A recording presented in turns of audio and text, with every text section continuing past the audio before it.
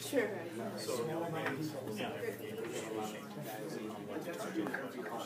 15 seconds.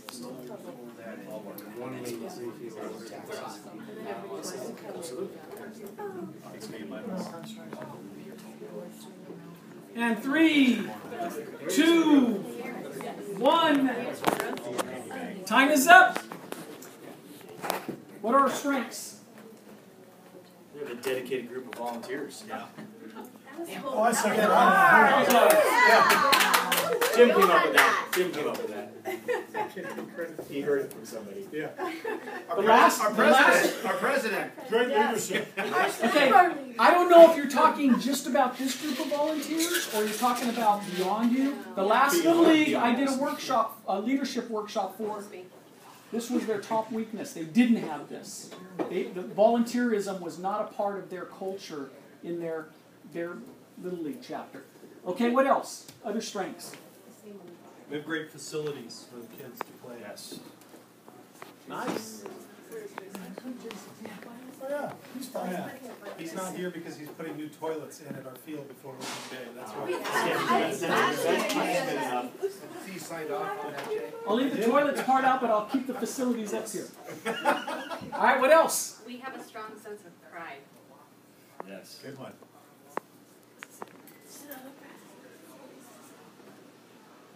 Yeah, look at Sonoma. Cardinals. Oakland A's. What else? I think there's a sense that we want a strong product for the kids, and that we really want to defend that quality. We want to maintain that quality. Okay. Desire for quality and willingness to defend it. Is that? Or am I Maintain pointing- maintain that. Quality and maintain. Okay. Great selection at the snack. You have Skittles? Yeah, we do. All right. What else? What else? These are some nice strengths. Okay. And I tell you, I work with a lot of organizations, and a lot of organizations who wish they had good bathrooms in the facilities. Okay. All right. So what about improvement or growth?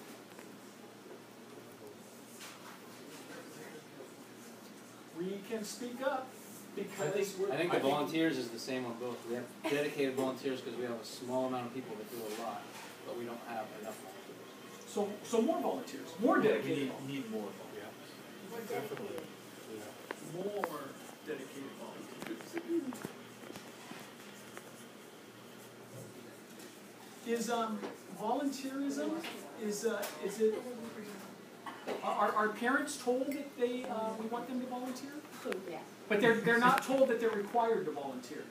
Yeah. Oh, they're told they're required. Okay. For our snack bar shifts, they are required. Okay. But you can buy your way out of it. How do you buy your way out of it? Pay someone to do it. Hire Oh, a you teenager. can- We have a teenager list of kids that'll Okay. kill you. But each family basically has a responsibility. So we Put fill in a a need. volunteer check also too. Okay. Um, All right. different More levels you can dedicated buy your way out of volunteers. it. What else? I think we have some coaches that are still single goal coaches.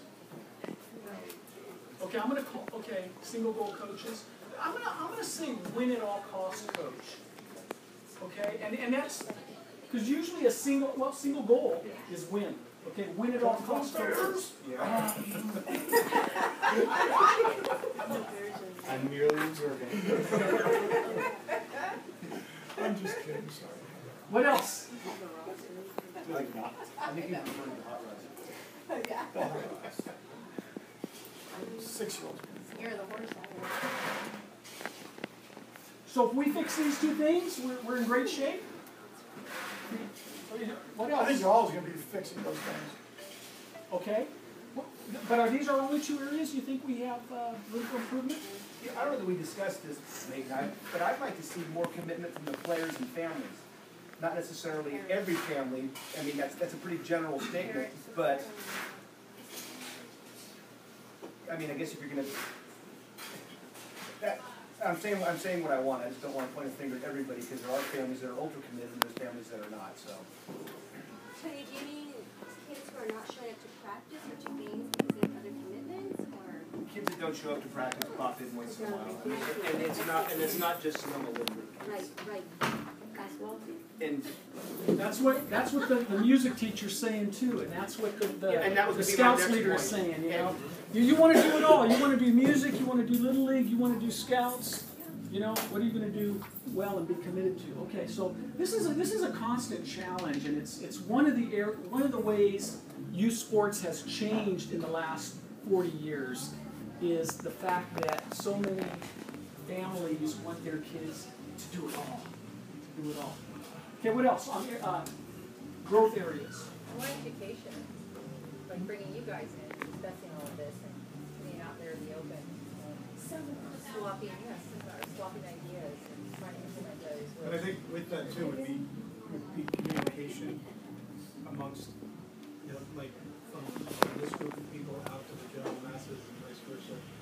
Because I know I'm a Ready, done. I abuse this a lot where I assume somebody knows something and I don't communicate it, and then I wonder why it didn't happen a certain way. But Okay. I'm More stronger communication. It's in most cases. Would you agree with this statement? In most cases, it's better to over communicate than under communicate. But then you're micromanaging. Well, not to it. No, I You don't, don't agree with agree that. with I that, don't agree because it is micromanaging, and also, especially when you're communicating to the masses. Eventually, when they see an email from Sonoma Little League every 3 hours in their inbox, they tune them out and they don't read them. Yeah. So So it can be overdone. yes, it can be Okay. overdone. So Well, I think one of the areas of growth, and I don't know about all teams, but I think my little team tries to do that, is we try to bring the parents into the fold, not necessarily with the team, but with each other. So, instead of the league trying to create a core group of better parents, I think the idea is if each team can develop their own parents. So instead of one trying to dictate to all, help me out, Tony, you can speak. are you talking about parent involvement? Parent involvement and support? I Parent think it's involvement? talking more like team-oriented. You mean a team culture, Nate? The team, that's basically it. Thank you, Tony. That's your job. Second goal parents? Well, that's basically what I indirectly try with my team is have a culture on our team, you know, the team that I manage. And it's not necessarily myself driving it, but a core group of parents driving it. Okay, so it's Tony? No, Tony can That's speak my Tony. language. You're who? I'm Tony a can little speak. nervous to actually say my name now. Okay, he's Nate. That's empty ground. The safety director. So if I'm a parent and my kid is playing on your team, how do I know what you want from me as a parent? Well, first thing is, at the beginning of the year, we sit there and send out a list of generally, not necessarily rules, but what are expectations. Okay. And then we have generally a get-together, which most teams do. And Give me one of the things that's on that list of expectations. cheer for good baseball. Not just the Mustangs, but baseball. Because, as my wife has told me many times, that she knows kids on other teams. So she'll never root against a child for another team. Is baseball a game of mistakes? A failure.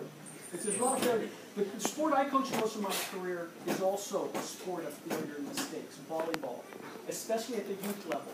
90% of rallies in youth volleyball end on a mistake.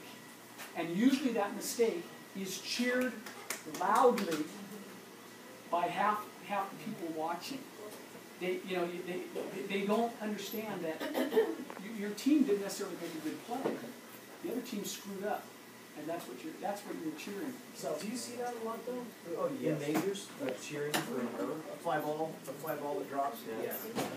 Well, I think I mean, it's hard to decipher though whether that's rooting, getting excited because that kid out there made a mistake or getting excited because Your team's that getting- guy now gets to score and they take the lead. I mean, it's hard to just differentiate It is. between the two. It is, But and it helps for parents to just step back for a moment and reflect on what message they're sending when they react naturally.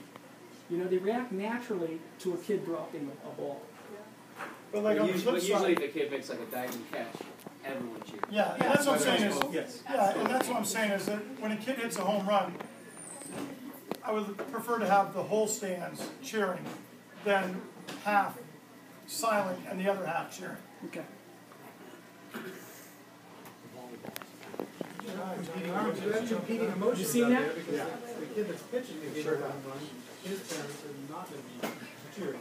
I know you want them to, but they have competing emotions. They're not going to want to jump Well, up I mean, and I'd down rather have my kid. when they see their kid with his head down.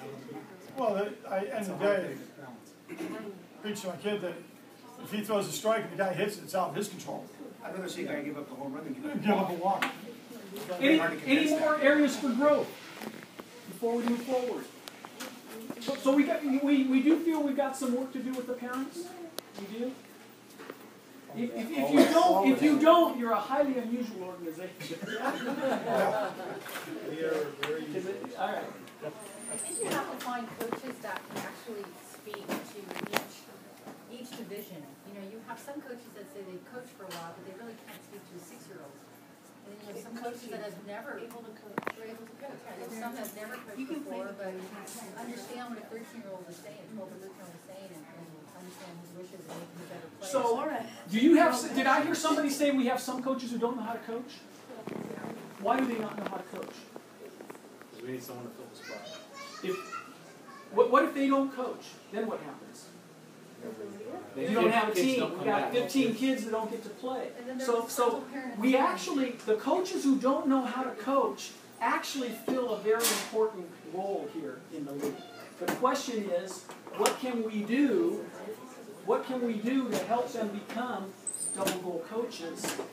I mean, I think you want to provide your coaches with 2 types of training. I'm jumping ahead a little bit. One is how to coach baseball. You know, what are good drill? How do you keep kids active for 90 minutes in a baseball practice? Working on things that help them get better as baseball players. So teach them how to coach baseball. And then this is the other part. Teach them how to coach kids. Okay? And that's where PCA comes in. That's what the workshop that Tony did comes in. How to coach kids in the most productive, healthy way possible. Molly, let's trade places again.